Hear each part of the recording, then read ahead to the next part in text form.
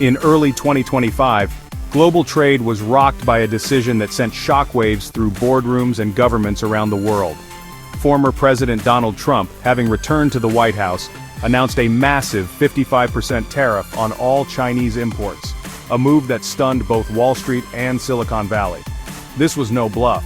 It was a direct order to American companies: bring manufacturing back home or pay the price. For Apple, whose iPhones were almost entirely made in China, this was a seismic threat that struck at the heart of its business model. Trump made it clear, "We want you to build here," he told Apple CEO Tim Cook, putting the world's most valuable tech company directly in his crosshairs. The stakes couldn't be higher. Apple's future and the future of global tech hung in the balance. Apple faced a brutal choice: absorb billions in extra costs that could cripple profits, or pass those costs to consumers, risking plummeting sales and its hard-won market dominance as iPhones became luxury items overnight. Moving iPhone production to the US was nearly impossible, at least in the short term. The scale, skilled labor, and intricate supplier networks Apple relied on in China couldn't be replicated overnight, or even in a few years. Yet, doing nothing would devastate Apple's business, making iPhones unaffordable for millions and threatening its global reach. This wasn't just about money, it was a direct attack on the global supply chain model Tim Cook had spent years perfecting, a model that powered Apple's rise.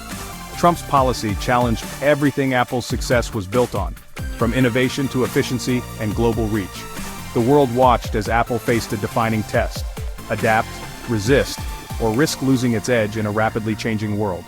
Tim Cook, the architect of Apple's global supply chain, now had to defend it against the most aggressive protectionist move in decades, with the eyes of the world upon him. The battle lines were drawn: a political powerhouse versus the world's most valuable tech company, each determined to shape the future. Would Apple bend, break, or find a way to outmaneuver the White House and rewrite the rules of global business? The answer would not only decide Apple's fate, but also reshape the future of global tech manufacturing for years to come. Apple didn't wait for disaster. The company had learned from past disruptions that waiting could be fatal in the fast-moving world of global tech. Instead, Tim Cook and his team executed a lightning-fast pivot, eastward, but not to China. This time, their eyes were set on a new horizon. India became Apple's new manufacturing frontier, a country with vast potential and a growing skilled workforce. Years of slow investment in India suddenly accelerated. Factories rose from the ground at record speed, and hiring surged. The goal was clear: make India the main export hub for US-bound iPhones, and do it faster than anyone thought possible. India's export tariff to the US was just 10%, far less than the 55% looming over China. This gave Apple a crucial cost advantage. Apple's manufacturing partners, Foxconn, Pegatron, and Tata Electronics, were mobilized overnight. Production lines expanded, new facilities fast-tracked, and teams worked around the clock. The focus shifted: build iPhones for America, in India. Every device was a symbol of Apple's new strategy. Previously, Indian-made iPhones were for local and regional markets. Now the stakes were much higher. Now the priority was clear: millions of iPhones for US consumers, shipped directly from Indian soil. This was classic Tim Cook: pragmatic, data-driven, and executed with precision. Every decision was measured, every risk calculated. Apple sidestepped Washington's pressure, partially meeting the goal of reducing reliance on China, but on its own terms, not anyone else's. The move was a masterclass in strategic agility, turning a crisis into an opportunity and setting a new standard for global business. By shifting production, Apple protected its profits and kept iPhones affordable for Americans, even as global tensions rose. India's role in Apple's supply chain was transformed overnight from a minor player to a central hub.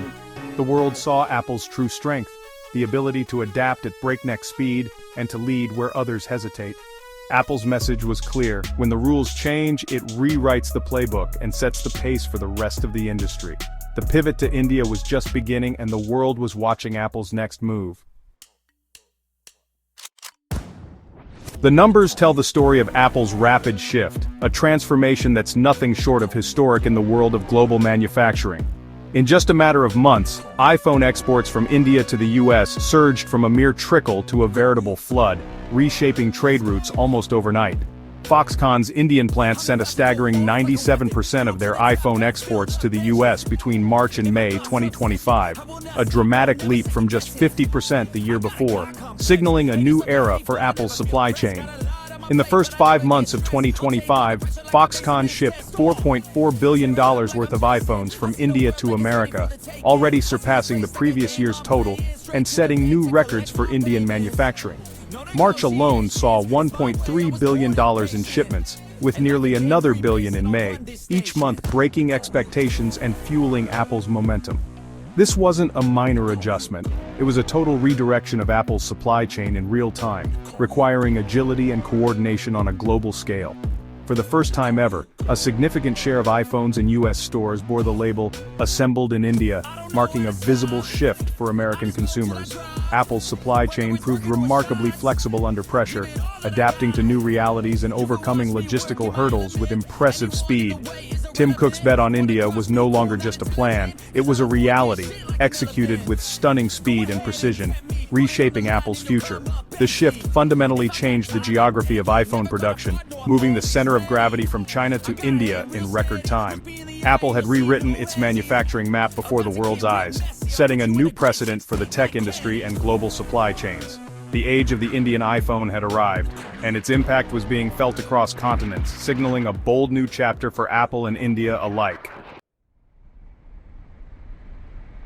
Foxconn, Apple's longtime manufacturing partner, was at the heart of this transformation. Once synonymous with China's iPhone city, Foxconn rapidly expanded its Indian operations, turning them into a primary hub for US-bound iPhones. The directive from Apple was urgent: de-risk the US supply chain from China, immediately. Foxconn invested heavily in its Tamil Nadu plant, adding assembly lines and training thousands of new workers.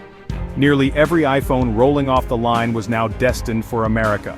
This required a complete overhaul of logistics, components rerouted to India, new shipping routes established. Foxconn and Apple solved these challenges together under immense time pressure. The result: a deepened partnership and a more resilient global manufacturing footprint. By betting big on India, Foxconn not only served Apple but also future-proofed its own business. The move diversified Foxconn's operations, reducing its reliance on China and mitigating geopolitical risks. The crisis accelerated Foxconn's evolution into a truly global manufacturer. India was no longer a backup, it was now center stage. The China-centric era was over, the India-first era had begun. Tata Electronics, India's own industrial giant, seized the moment. After acquiring a key plant, Tata began exporting iPhones from Tamil Nadu in July 2024. By spring 2025, 86% of Tata's iPhone exports were headed to the US, a huge leap from the year before. This was a milestone in Indian company assembling Apple's flagship product for the world's biggest market. For Apple, Tata meant deeper roots in India and a more diversified supply chain. For India, it was proof that local manufacturing could meet Apple's high standards. Tata's rise marked a new chapter in global electronics, with India now a key player.